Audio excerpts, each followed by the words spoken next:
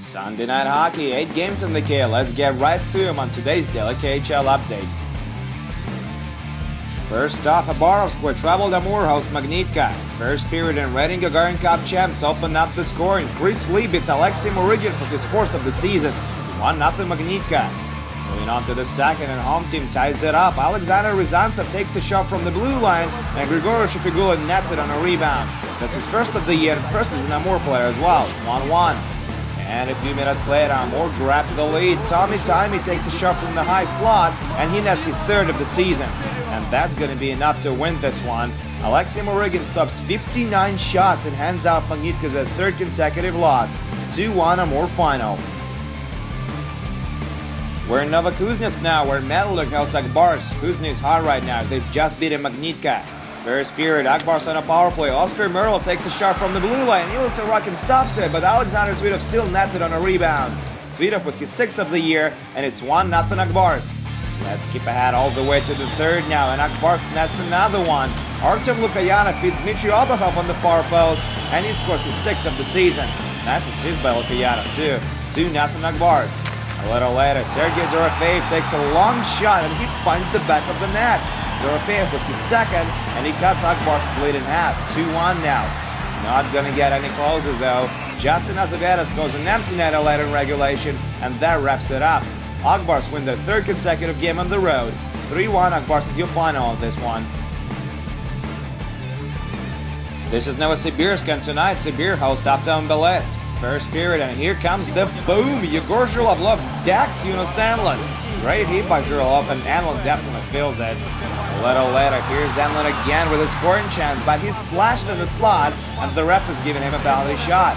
He skates in, takes a quick shot, and that's just peanuts for Jakub Kolar. Still 0-0. Moving on to the second, still no scoring, but that's going to be fixed in a moment. Anatoly Goloshev nets his sixth of the season to put Avtomobilist in the lead. Goloshev extends his goal streak to 3 games now. 1-0 Avtomobilist. A few minutes later, Konstantin Alexeyev takes a snapshot from the blue line, and that goes in. Alexeyev's second of the year ties it up. 1-1 now. Third period, Sibir in the power play. Maxim Ignatovich takes a shot from the blue line. Kovrich stops it, rebound follows, and Oleg Gubin shovels it in. Gubin scores his fourth, and it's 2-1 Sibir now. A few minutes later, Sergei Gemaev tries to clear the puck from his own end, and he accidentally hits Mikhail Badurlin in the face. That doesn't look good, and he has to leave the ice. Never a pretty sight. Sibir puts it out of reach at 56-52 as Yunus Enlund beats Jakub Kovrich 5-all. That's it, Sibir won't need any more goals in this one. They take 3 points on home ice. 3-1 Sibir final.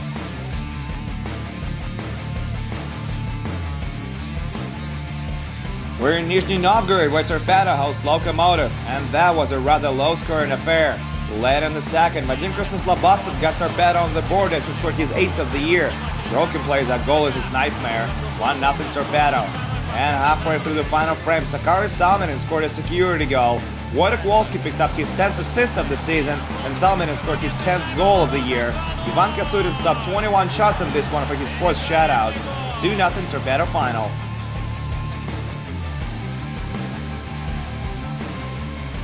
Moving on to Riga, Latvia, where 2 Dynamos collide. First period, Denis Kokarov has the puck. He drives into the slot, can't hit the net, and he kicks Alexander Yorofeyev in the head with his skate. Ouch! That's gotta hurt, but luckily enough, Yorofeyev was able to come back to action after that. Later in the period, Kaspar Saulatis feeds Marius Bichevsky's first shot, and he sends it in. Bichevsky nets his 4th of the season, and Dynamo Riga take the lead, 1-0. And just over 2 minutes later, the very same Alexander Yorofeyev takes a shot from the blue line. Alexander Yermenko stops it, but Robert Zburkut scores on a rebound.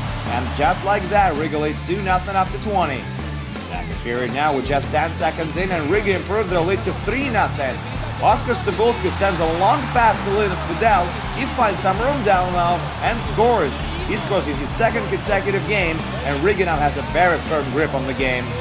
Dynamo Moscow managed to score just 1 goal in this one. Alexander Osipov scores his 3rd of the year at 28-46, but that's not going to do much for the Muscovites.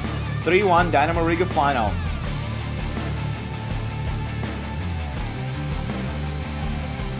Helsinki, Finland is the side of our next game. Jokerit hosts Slovan.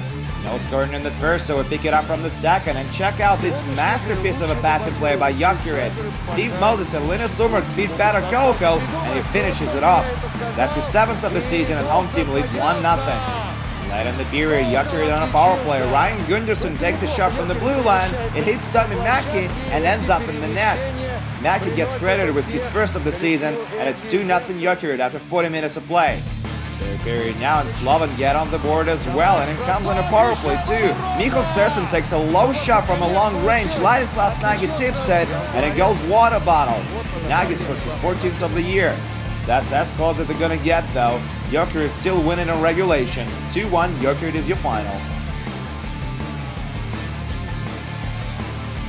Zagreb, Croatia is our next stop. Medvešak hosts red-hot Vitis, who lost just 1 game out of the last 5. Early in the first, Vitis are killing a penalty. Roman Horek runs away for a breakaway, and he scores a shorty. He nets his 14th of the season, and it's 1-0 Vitis. And a little less than 2 minutes later, Vitis doubled their lead. Robert Koso scores his 5th of the season, and Medvešak are in for a tough night. 2-0 Vitis now. Medvešak find a way to slice Vitis' lead in half before the first intermission though. Mark Kotić scores his 3rd of the year at 6:40, and that's going to wrap it up for the first 20 minutes of play. Second period now, Medvešak on a power play. Mark Flood takes a shot, and Harry Sattery can't do anything about it. Nice shot by Flood. We tied at 2s now. It takes Vitis just 14 seconds to get their lead back though. Slava Sladukin scores his 9th of the year to make it 3-2 Vitis. Third period now, and Vitis make a strong case for a W on the road. At 47-43, Dmitry Tsiganov nets his 4th of the year to make it 4-2 Vitis. Careless play by Marko Vujo leads to another 2-goal lead by the visiting team. Shortly after that, Roman Horek strikes again. He scores his 2nd of the night and 15th of the season. Nice assist by Myra Kempe there. It's 5-2 Vitis now. Matt Anderson gets a goal back a few moments later though. It's a 2-goal hockey game again as Anderson scores his 9th. Vitis go on to win this one 6-3 as Alexei Kudryman scores an empty netter later in regulation. That's his first career KHL goal, and he puts it to bed. 6-3, Vitis final.